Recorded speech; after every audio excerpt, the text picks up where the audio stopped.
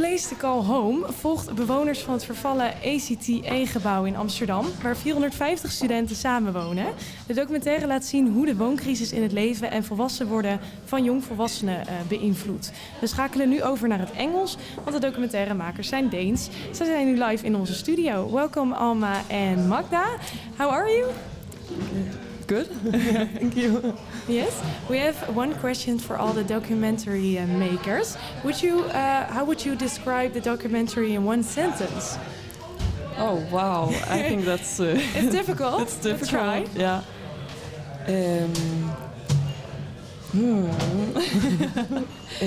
Maybe something about. It's hard, huh? Yeah, it's really hard because it's so it's like we have two storylines that are so complicated, but also very simple, which make it like maybe. Maybe try one sentence each, so you can you can add it. Subject. Like youth living in the housing crisis in Europe. All right. But in Amsterdam, yeah.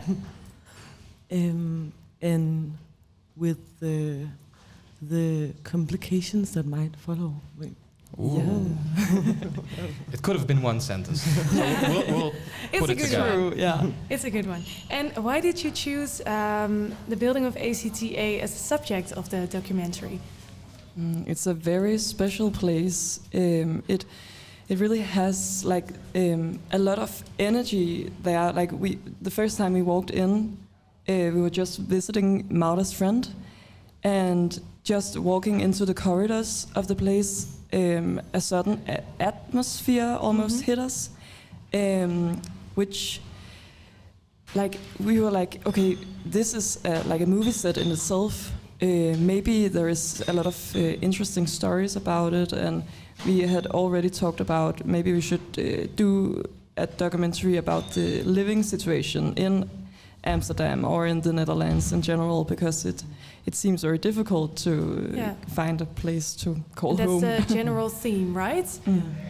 And I think also, like, when we first walked in, we had so many questions for, like, my friend that we were visiting, and sometimes when you have a lot of questions, that means that there's something about that place or that subject or something, if that makes sense. Yeah, because now you have a couple of main characters. One of them is Danish, Matt. So probably is that your friend? No, actually not. No, we didn't know Matt before. We met him in the pre-production part of the documentary.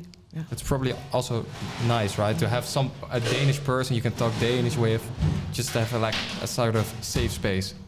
Yeah, that's true. Also because sometimes making movies is really interesting when you can do it with someone or about someone you don't understand or something. But because he's a Dane, maybe we could put ourselves a bit in his place. But that's also why it was so important to have the other characters as well, because it's a way to communicate with others. Exactly. Yeah. And how did you come across the characters?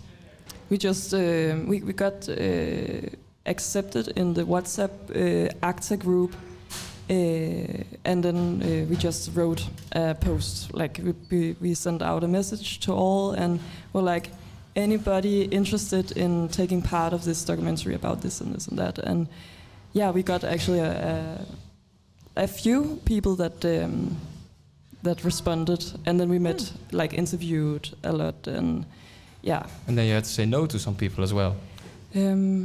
Did we? I don't remember. I think not like a direct no, because it's also when you meet with people in this process, I think it's also very natural if you can feel the energy from their side and if they can feel it from our side. So I think it becomes very natural that someone you just go further within the process, if that makes sense. And what made those three people, the Chloe, Ria, and Matt, what made them the right persons? I think they represents different sides of how the everyday life is at ACTA. and it's important to get all, or at least some of the nuances with you when making a movie about such a complex place. Like it's big and there's so many people living there, so it's important at least to get like Mads's more light way of living there. He's more like extroverted and gets a lot of friends, and even though he has only lived there for 2 weeks, he's so into it. And Ria, who's also just moved in, but it's a more complicated at her hallway. And that's also a part of living with others, and especially when you're not having like the best. I don't know. There are some difficulties living at Acta. Yeah. Yeah, and Chloe, who is like the third, maybe not as much a main character because we don't get so personal with Chloe. She's more like she tells a story about more how it works with the managing and how the different parts of the managing of the building and how they work together in the hallways and stuff like that works. So she tells another important part of the story. Yeah, and the characters live in different kind of floors, and you chose specific floors to put in the documentary. And what were the reasons behind these decisions? I think again that it's so important to show like different sides of the story, and that you can live in one hallway that feels this way, and another hallway that feels a totally different way. And yeah, it's just young people living together, so of course it will have many faces. Like we had to, like, if it was like a perfect film, and if we had more time, maybe more people could be brought into the story, because yes, and other floors. Yeah, maybe, other floors also maybe. Yeah. All right. And how did you strike a balance between the fun times you see at the documentary and the challenges of living in ACTA? Well, I think that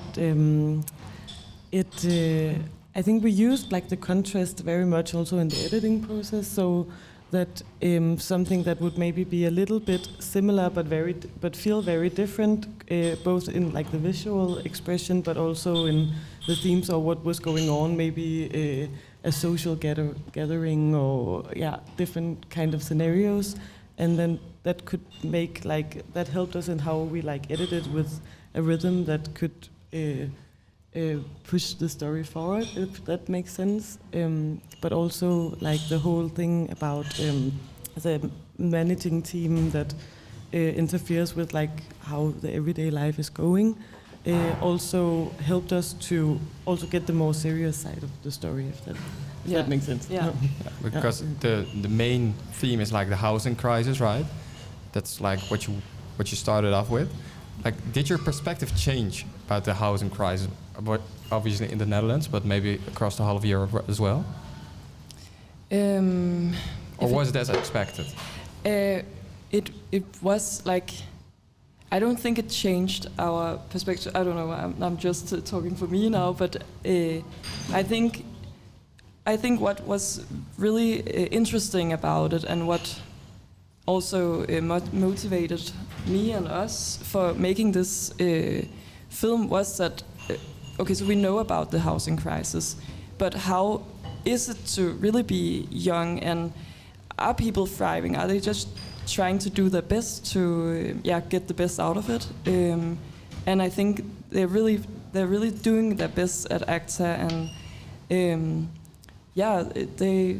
they have really strong communities, and I don't think that's directly connected to the housing crisis, but that's the bigger story of like how it is in real life when we see it. Is this situation the same in Denmark, for example? I think it's there's also a housing crisis, and it's also affecting the young people, and it's getting. We are both living in Copenhagen and from Copenhagen, and I think that we have talked a lot about how it feels that we don't necessarily know if we can stay in the city where we grow up, because it's so expensive to live there now, and it's becoming more and more for the most wealthy people. Yeah. And it's not as severe. I feel like it's maybe easier to get a rental in Copenhagen, at least in some ways. But in the long haul, it's very hard to imagine how we would be able to stay there if it keeps on this way it is right now, unless we are millionaires. Yeah. All right. Or become millionaires, which is maybe hard in the movie. You have to sell the movie to a lot of places. Then maybe you're a millionaire. Yeah. Did you experience also by yourself, because you both live in the Netherlands, right? In You also- Copenhagen. Oh, Yeah. I'm sorry. Yeah, no, it's okay. For the last question, I was wondering, what message do you hope viewers will take away from the movie? I think maybe it also can nuance maybe some people that feels like they are very far away from what we see at ACTA. I hope it can maybe create some understanding for the youth generation in some way, because I think that maybe some people will see it and be like, oh, it's disgusting, and how can people live like this in some ways. And I hope that it maybe creates a bit of understanding, if that makes sense.